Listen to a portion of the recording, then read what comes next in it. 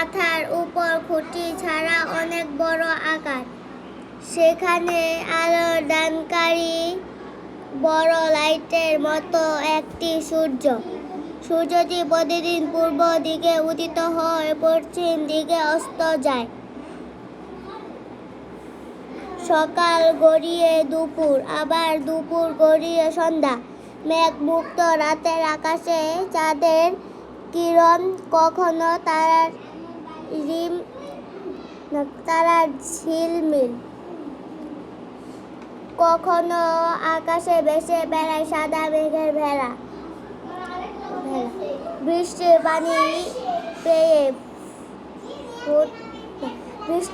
পানি ফোঁটায় ফোঁটায় রিমঝিম ছন্দে মাটিতে পড়ে। পানি পেয়ে ফুলে ফলে ভরে ওঠে গাছপালা আর ফসল ভরা মাঠ। গাছে গাছে আম, জাম, কলা, লিচু, আপেল, আঙুর সহ আরো কত ফল ঝুলতে থাকে। এভাবে তৈরি হয় আমাদের খাবার এবং পশু পাখি সহ সকল জীবের আহার ও পানীয়। এসব দেখে আমরা বুঝতে পারি এগুলো এমনি এমনি হয়নি। তাহলে কে সেই মহান, যিনি এগুলো নিয়মিত দিয়ে যাচ্ছে? আমাদের সাধারণ বুদ্ধি আর মন বলে তিনি আল্লাহ। তিনি আমাদের সৃষ্টি করেছেন আমাদের মা বাবা সকল মানুষকে। তিনি লোক চক্ষুর আড়াল থেকে সবকিছু পরিচালনা করছেন।